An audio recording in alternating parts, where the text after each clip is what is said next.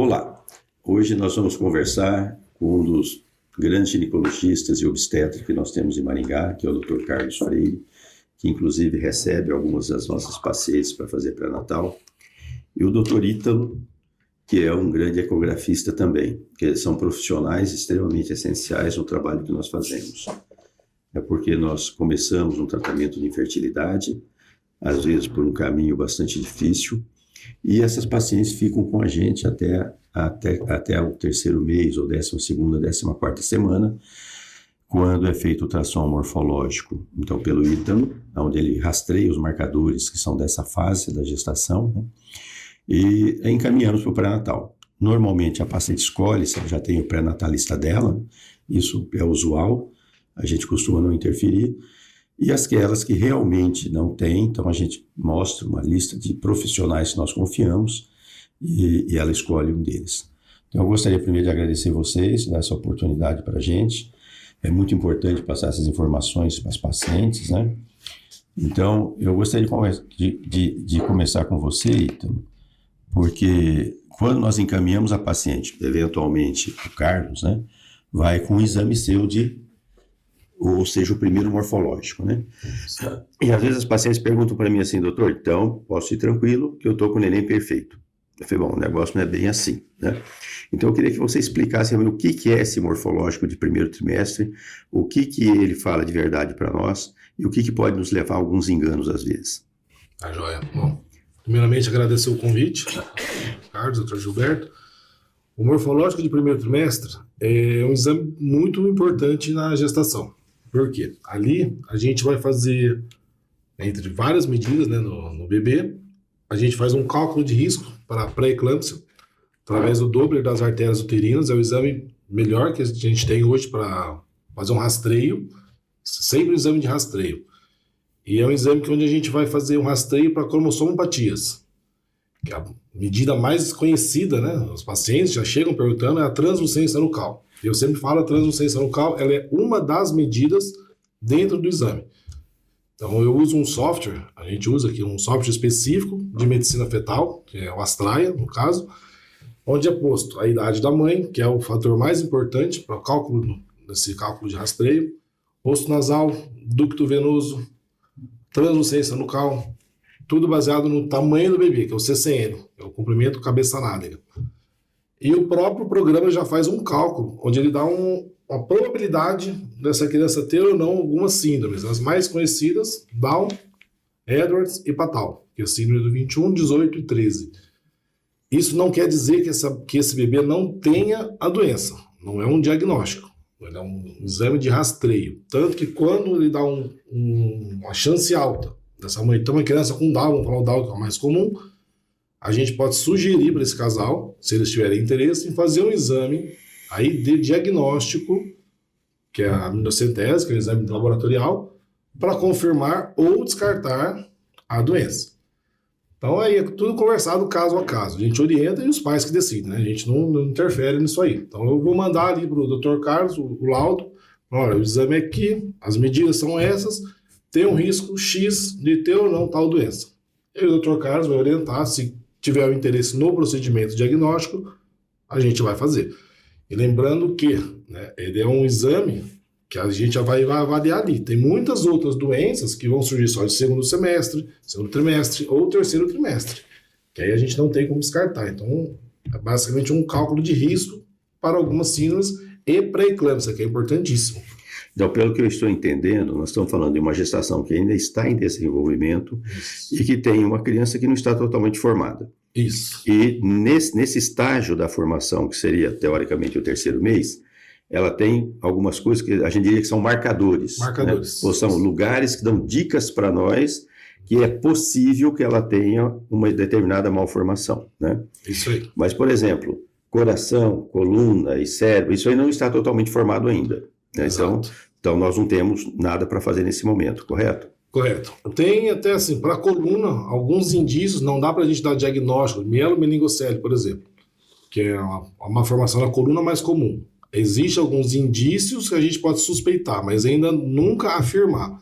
Cérebro, mesma coisa, está em início de formação. Então a gente vai avaliar ali o plexo coroide e vamos avaliar se tem uma chance maior ou não de ter uma formação craniana, né? Mas cerebral. Mas ainda não dá para afirmar nesse momento.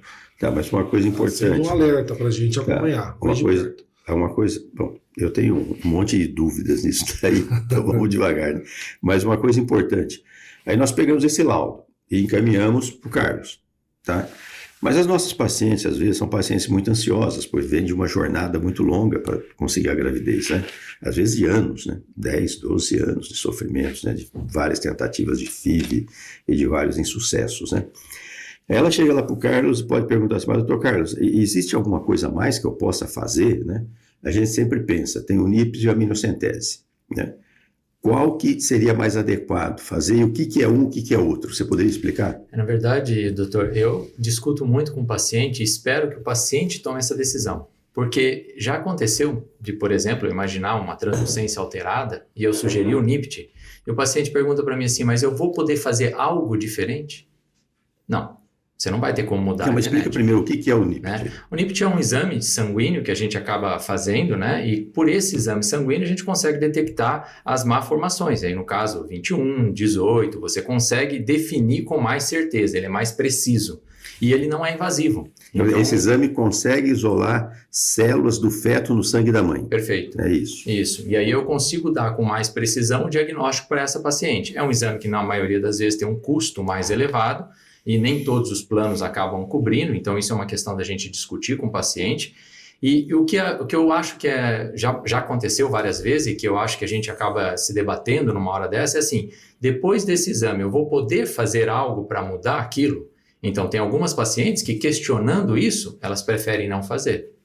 Agora, lógico que em algumas patologias vai nos ajudar.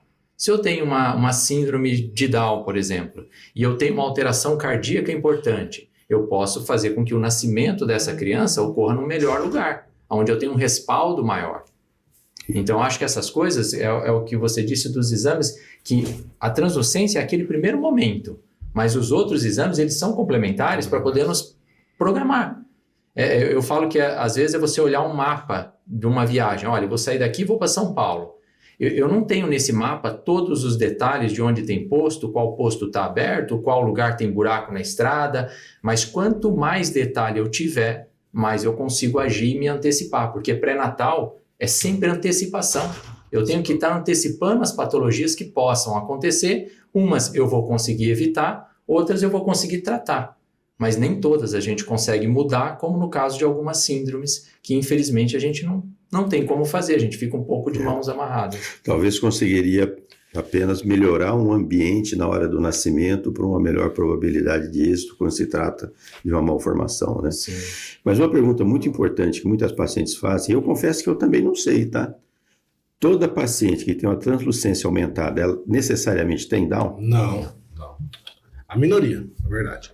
A maioria das pacientes que tem uma translucência aumentada, uma coisa assim também, só para explicar para o pessoal fala, translucência acima de 3 é problema. Não necessariamente. O mais importante é a idade da mãe, é o que mais conta no cálculo de risco. Agora, estatisticamente falando, acima de 3, uma translucência no cálculo, independente da idade da mãe, aquela criança ela vai cair num risco elevado. Independente da idade da mãe, com 20 anos ou com 40 anos. Agora, você pegar uma translucência, 2.1, um exemplo. Uma mãe com 40 anos vai ser um risco X, alto. Agora, a mesma mãe com 20 anos vai ser um risco bem baixo. E aí eu acho que o NIPT ajuda muito. Porque se eu tenho uma translucência alterada e eu, de repente, tenho um NIPT negativo, eu tranquilizo esse casal. E eu falo que nenhum exame é 100%. Mas a partir do momento que eu tenho um NIPT normal, eu estou mais tranquilo com essa translucência. Então, agora... O NIPT e a aminocentese. A aminocentese é um procedimento invasivo. O NIPT não é. Não é invasivo. Tá? Eu posso dizer que os dois dariam as mesmas informações com o NIPT tendo menor risco ou a aminocentese seria melhor? Uma diferença importantíssima. O NIPT é rastreio. Uma coisa que é muito, sim, muda muito.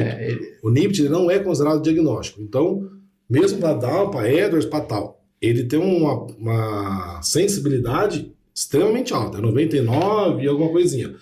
Só que um exemplo, né? Vou usar exemplo. Uma doença de Edwards, que é incompatível com a vida. Se a mãe fez ali o translucência, exame tudo alterado, vem acompanhando para ela, tá alterado. Sugere Edwards, ela faz um NIPT. Deu Edwards. essa mãe, judicialmente, só com o NIPT, ela não consegue interromper a gestação, porque ele não é diagnóstico. Ela necessariamente vai ter que fazer uma amniocentese, que aí vai pegar o DNA lá dentro, no líquido amniótico, e aí ela consegue entrar judicialmente, se for o caso. Não estou dizendo que ela tenha que fazer. Se for o caso, ela consegue uma autorização judicial para interromper aquela gestação.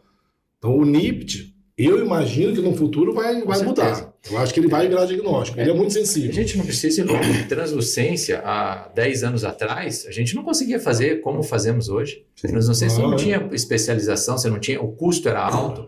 Então, os exames eles vão entrando, vai gerando um custo mais baixo e vai entrando numa rotina. O NIPT vai entrar nessa rotina. O NIPT hoje ainda é um pouco caro, né? Outra coisa que eu acho importante, eu sou de origem de ginecologista e obstetra, sempre fui ginecologista e obstetra, né? Depois que eu parti para a reprodução, que é uma subespecialidade da ginecologia e obstetrícia, né? Mas no meu tempo, eu cheguei a fazer muito, inclusive aqui em Maringá também, biópsia de vílo corial. Né? Ainda existe espaço para isso? Existe, mas muito pouco. Hoje em dia não é um exame já tão indicado, por causa do risco. Ele tem um risco, mas em comparação com a amniocentese, que é em torno de 0,5% de perda. Ele chega até 2%. Ele chega a 2%, alguns já falam 2 a 3%. Chega até 3%. E também risco de sangramento ali. Às vezes não chega a perder o bebê, mas você passa aquela gestação inteira com um baita hematoma do placentário e é problema. Nos casos que eu fiz, eu fui muito feliz, nunca aconteceu. Né? Mas ele não tem... A diferença, assim, basicamente, a biópsia e a amniocentese, o que vai mudar um para o outro? A idade gestacional. Que a biópsia você consegue fazer um pouco mais cedo, ali com 11, 12 semanas. A amniocentese, o ideal é acima de 14. Então, é basicamente isso. O resultado, a busca é a mesma, né? Só que muda 2 a 3 semanas. Tá bom, o que normalmente nós falamos para as nossas pacientes, tá? Essas pacientes vêm, vão fazer o tratamento, são pacientes extremamente sofridas, né, naturalmente, e elas engravidam. Quer dizer, é uma felicidade enorme, mas eu sempre peço, inclusive, para que elas não comentem com ninguém, tá? Até que a gente tenha um embrião viável, né? Porque o mais difícil, o mais problemático é a mulher anunciar para a família inteira e depois ela aborta e 6 meses depois tem gente perguntando para ela se a gravidez está indo bem, né? Então a gente tenta não fazer isso daí. Quando chega, né, entre a 12ª e a 14ª semana, terceira principalmente, né, indicamos o morfológico e vai lá pro obstetra, né? Então, a gente fala, agora é o Carlos, tá? Nós passamos a bola para frente, agora ele tem a responsabilidade de entregar um nenê bom para você, tá? Aqui, a nossa acabou, né? Mas dali para lá, ele tem uma série de coisas, né? Primeiro, ele tem que revalidar essa possibilidade de não haver nenhum tipo de malformação, né? Tem que ter um cuidado enorme para que não haja um parto prematuro súbito, né? E perca a criança, né? E inerente aos dados que pode complicação de final de gestação, né? Que são a toxemia tardia, esse negócio todo, né? Isso daí complica a tua vida um pouco, não complica? Aí é o acompanhamento do pré-natal em si, né? Na verdade, é você estar fazendo exames que possam te dar vamos dizer assim, antecipar algumas patologias, um colo curto, ou de repente uma paciente que tem um risco aumentado para pré-eclâmpsia, você já sabendo disso, entrar com algumas medicações precocemente. É o momento que você vai suspender algum dos remédios que foram usados durante a indução para poder controlar e manter aquela gestação até 13 semanas, porque agora a placenta começa a assumir uma responsabilidade maior. Então, assim, é onde eu falo que vai deslanchar o pré-natal. Só que nós passamos o maior risco, que é o primeiro trimestre também. Isso tem que trazer tranquilidade para a mãe, né? Sim. Porque eu acho que o primeiro trimestre, tanto na má formação quanto na insuficiência ovariana, em todo o ciclo artificial que nós fomos obrigados a fazer, porque de certa forma a gente intervém nessa situação, pode sim não deixar essa gestação seguir adiante. A partir do momento que começou o segundo trimestre é mais tranquilo, o terceiro trimestre é aquela oscilação. Se eu tive alguma pré-eclâmpsia, se eu tive uma diabetes gestacional, se eu tive um colo curto, aí a atenção totalmente diferente, né?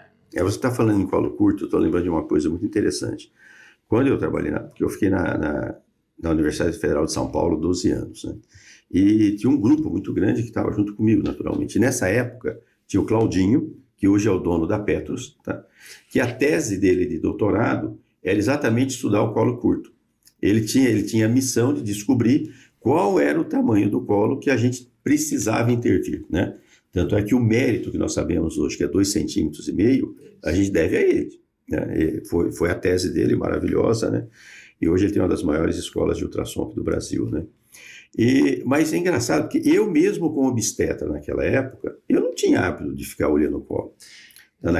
Depois eu fiquei mais atentinho, lógico, né?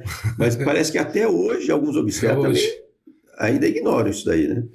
Eu acho que, na verdade, a tecnologia veio nos ajudando. Então, porque assim, o colo, antigamente, nós tínhamos como agir, fazer algo até 20 semanas. Depois de 20 semanas, a bolsa vinha tão à frente que o risco de você passar um ponto ali, você poderia perfurar essa bolsa. Então, quando surgiram os pessários, que hoje, para mim, é um ganho maravilhoso na obstetrícia, né, você poder colocar com 25, com 28 semanas, ou seja, bem mais tardio, sim, isso foi um ganho maravilhoso. Então, a evolução da medicina trazendo benefício para a gente. Porque ou eu tomava uma conduta com 18 semanas, 19 semanas, ou essa paciente não ia correr o risco de perfurar a bolsa durante o ato da cerclagem. Eu consegui vivenciar um caso com o professor Moron, ainda lá na época, né? Que eu estava lá, mas eu estava dentro da medicina fetal, né? E o chefe era o professor Moron, que depois foi o catedrático da Paulista, né? Uma paciente chegou com uma bolsa exatamente desse jeito que você está falando, essa protusa, né? E a ideia de desenvolvimento do pessário foi lá, né? E eu fui com ele para Santa Joana, ele fez uma amniocentese nessa paciente, tirou quase 1 litro de líquido amniótico, virou a mesa de cabeça para baixo, foi lá, pinçou o colo, puxou o colo e conseguiu ainda amarrar. Ele falou, olha, eu vou ganhar algum tempo, né? Porque a bolsa não vai romper porque ela está protusa, mas como ela ficou em contato com a vagina há algum tempo, é inerente a acontecer uma coliominite localizada, e apesar que eu vou entrar com antibiótico, com diabo, mas eu vou ganhar umas 2, 3 semanas aí, realmente ganhou, e foi muito feliz nesse ponto, né?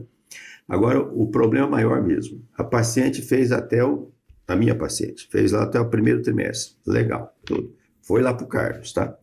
Aí chegou lá no Carlos, pau no 2º trimestre, porque foi o segundo morfológico, né? Que vai daí da 20ª, 23ª, 4ª semana, né?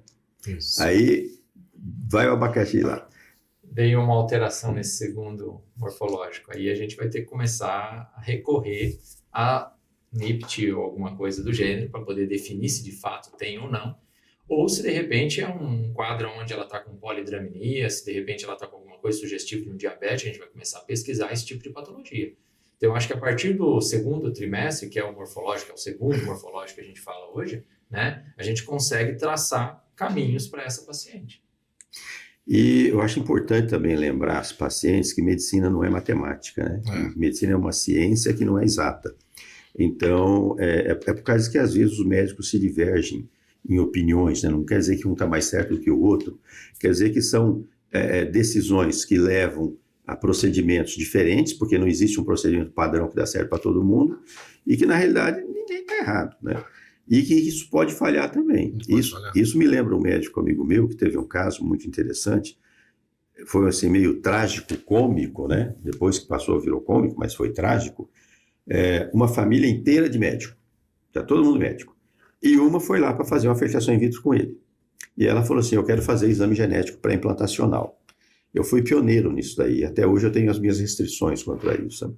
Falou, perfeito, vamos fazer, não tem problema nenhum, né? Aí fez o exame genético pré-implantacional, tá aqui, uma menininha saudável, tal, não tem problema, tá. Então vamos transferir. Transferiu, ela engravidou, tudo bem, foi fazer pré-natal com a cunhada, que era obstetra. A cunhada virou e falou assim, vamos fazer a sexagem? Ela falou, pá, mas eu fiz exame genético, pô, né? Ah, mas o convênio vai pagar, vamos fazer, que isso, né? E foi fazer. E deu um menino.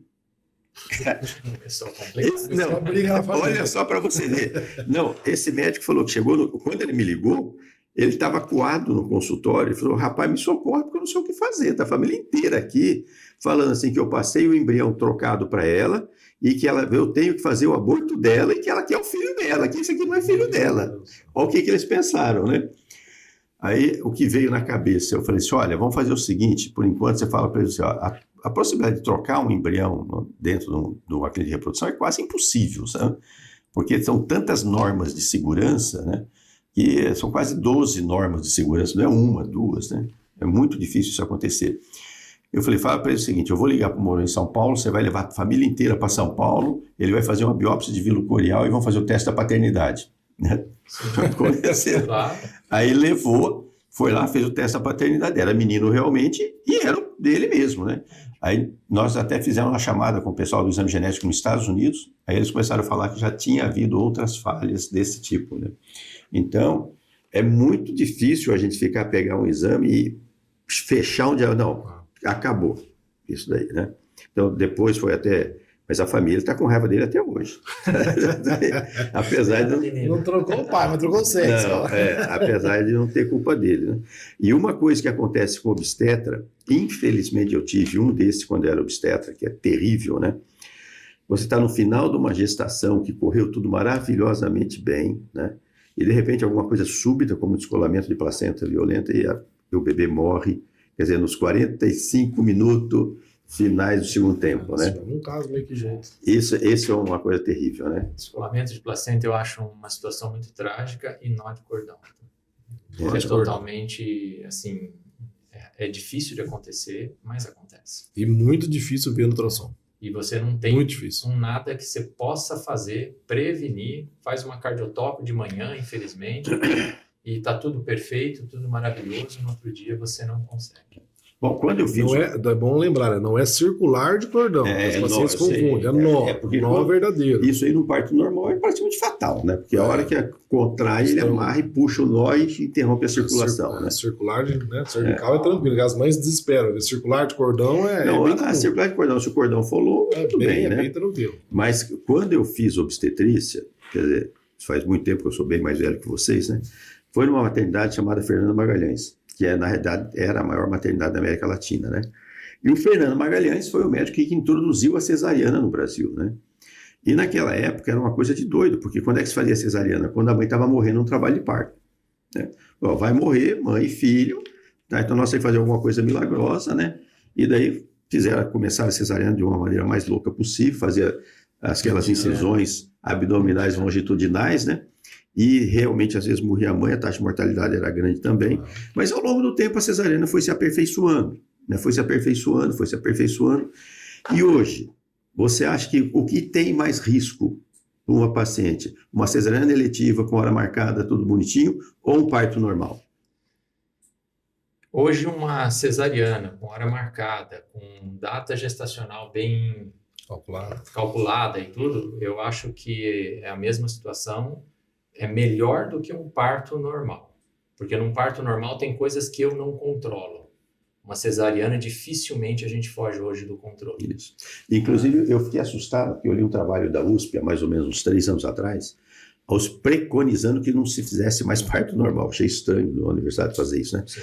E uma coisa que eu explicava muito para as minhas pacientes, que eu não sei se isso ainda permanece, porque eu parei de fazer obstetrícia há mais de 30 anos, né? Mas eu explicava para elas que não é todo parto vaginal que é normal. Sim. Né? Não é porque Perfeito. sai pela vagina que significa que é normal. Né? Então, eu não sei se ainda continua isso. Né? Na verdade, assim, eu acho que a gente tem que...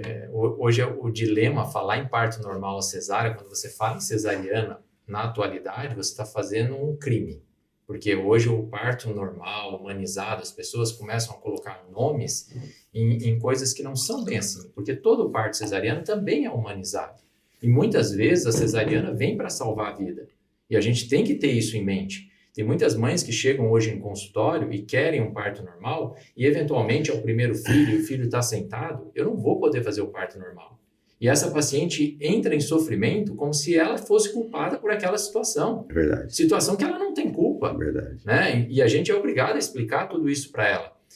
Outro dia eu fui fazer um parto numa paciente com 37 semanas, pela situação, essa paciente entrou em trabalho de parto com 34 semanas, nós tiramos o trabalho de parto, com 35 semanas ela começou com pródromos novamente, conseguimos suspender com um pouquinho de progesterona, e aí depois com 37 semanas ela entrou em trabalho de parto de novo, e na hora que eu fiz o parto com 37 semanas, ela ficou se culpando porque o bebê era prematuro.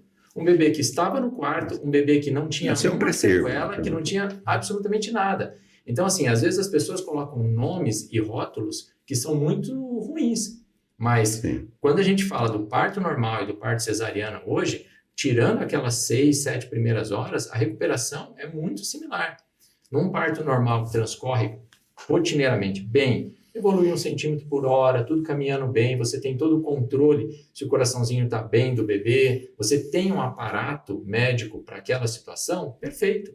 Agora, eu, de repente, vou fazer um parto normal, retirado num sítio para que seja um acompanhamento familiar, e eu não tenho um suporte, eu não tenho nada para acompanhar a blogueira que faz daquele jeito, tudo equivocado. As pessoas esquecem que quando você está lidando com pessoas que são renomadas, conhecidas, ela pode estar dentro da casa dele, fazendo parto ali, mas ali atrás tem uma UTI neonatal para a hora que precisar. E eles acham que é possível trazer isso para cá, e não é. Eu acho que essa palavra humanização perdeu um pouco o sentido, né?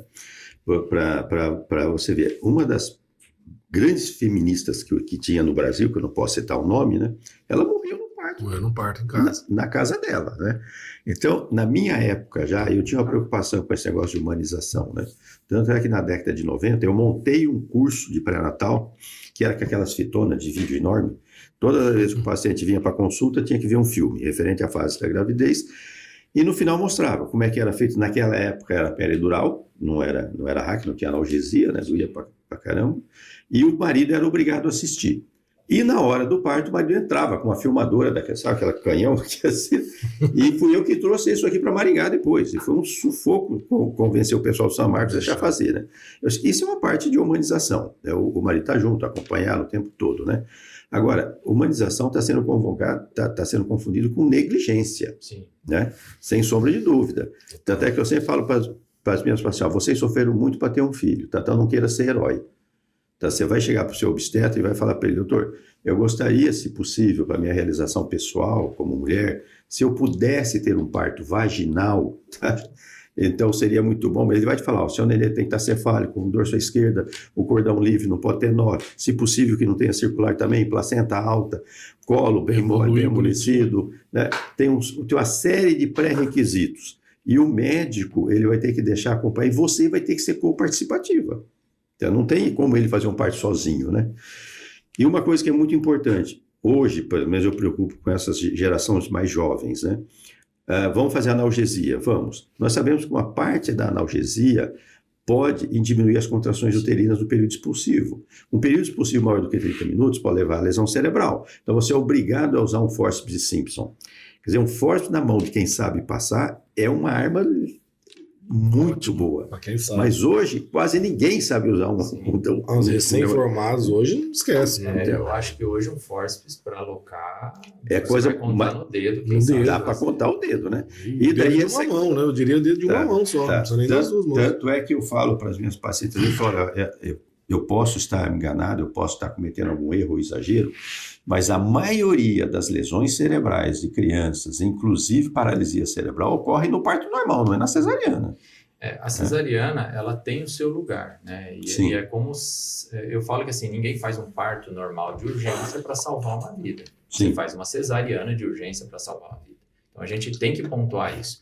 É possível ter um parto normal? Claro que é. Mas desde que você tenha um controle muito grande. E também vai da experiência de cada um do local que essa pessoa está.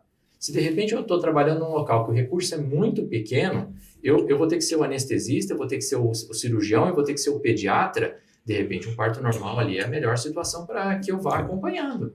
Se de repente eu tenho um suporte melhor, por que não? Eu posso estar fazendo um parto cesariana sem problema algum.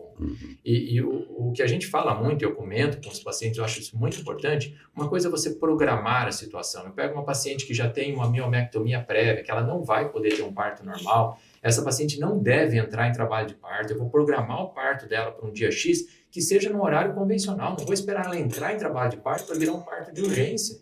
O hospital não trabalha com o mesmo número de profissionais de manhã, à tarde e à noite, é diferente. Então, se eu posso marcar de manhã, se eu posso marcar no período da tarde, eu vou ter uma assistência muito maior para essa família. E tudo que acontecer de complicação vai ser sanada num tempo muito mais curto quando é durante o dia. Isso é fato. Outra coisa que às vezes passa muito despercebida também, eu preocupo quando vem as pacientes, quando eu faço a anamnese inicial, naturalmente, né? Por exemplo, eu tive HPV, eu fiz uma conização, né?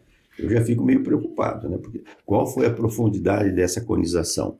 Será que chegou a lesar o anel cervical interno, que é o que faz o colo ficar... Então, Às vezes eu até chamo atenção no ultrassom, né, para o obstetra, né, paciente feito conização, porque ela não tem essa noção, né?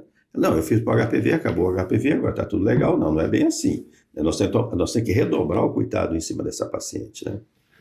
Medida de colo, tudo isso é importante. Então, isso agora é uma rotina, né, com os obstetras. Deveria, né? Deveria. O Carlos falou tudo, deveria.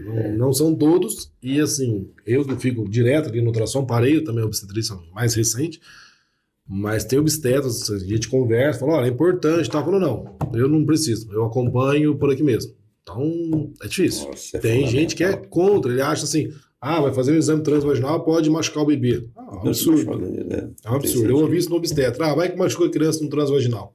É um absurdo. Mas tem. Então, gente, eu agradeço muito a vocês. Gostei muito disso. Nós queremos fazer isso cada vez mais, tá? Porque conosco acontece só uma pequena parte da gestação, né? Naturalmente é uma parte muito sofrida, né? A parte terrível que o casal mais sofre. Mas qual é o grande objetivo conosco aqui na Mater Baby, né? Não é fazer a nossa paciente engravidar, não é só isso. É ajudar no planejamento familiar. Tanto é que nós sempre falamos para a nossa paciente, o nosso intuito, se você não tem filho nenhum, é te dar o máximo de chance possível para que você tenha 2 filhos saudáveis. Né? Porque hoje o tipo de modelo de sociedade que nós vivemos são 2, né?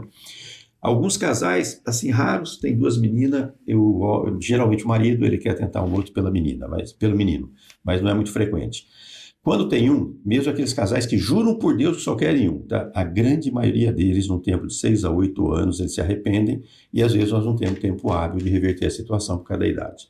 Para vocês verem que a maioria das nossas pacientes hoje tem acima de 38 anos, né?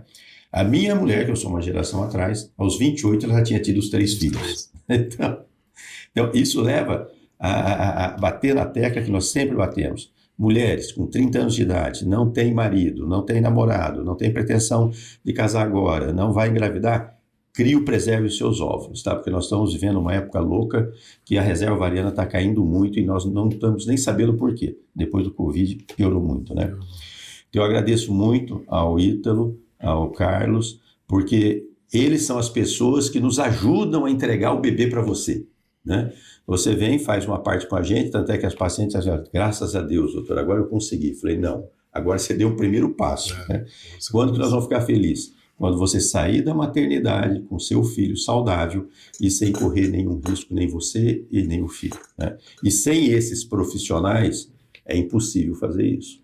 Então, hoje nós vivemos em uma comunidade médica que você não consegue trabalhar sozinho. Se não houver uma equipe interdisciplinar, unida, dialogando, que conversa, nós não conseguimos entregar um bom resultado. Então, agradeço muito a esses profissionais que nos ajudam muito, né? Cada um faz a sua parte e todas as partes são extremamente importantes para que o todo aconteça. Muito obrigado. Eu espero contar com vocês novamente, outras vezes. Obrigado. Quem tiver dúvida, pode nos escrever, tá? Pode entrar no nosso blog, escrever, nós podemos passar para eles as mensagens, ou podemos marcar um outro podcast também, né, para quem tiver dúvida. E nós estamos já estudando a possibilidade de ter o podcast online, onde vocês vão poder fazer pergunta online também. Vocês querem? Queremos agradecer, eu quero agradecer a oportunidade, né, que o senhor nos deu aqui, a abertura e tudo mais. A gente sabe que a responsabilidade maior é dos de vocês, porque aquela parte que a mulher está mais angustiada é inicial ali com vocês, é um negativo, às vezes, é que dá muito sofrimento para ela. E compartilhar, que eu também acho que o mais importante é ser realmente um grupo, porque a medicina ela é muito difícil. Sim. E a gente tendo pessoas que nos apoiam bem, o resultado sempre é melhor, não tem jeito. Também isso, né? Ninguém é dono da verdade, né? Um conversando, discutindo cada caso, ponto a ponto, acho que vai bem para todo mundo. Agradecer a oportunidade. Obrigado, doutor Gilberto. Até mais, doutor Carlos. Obrigado. Quem sabe nos aguarde, nós voltaremos ainda logo. Um abraço a todos. Um abraço.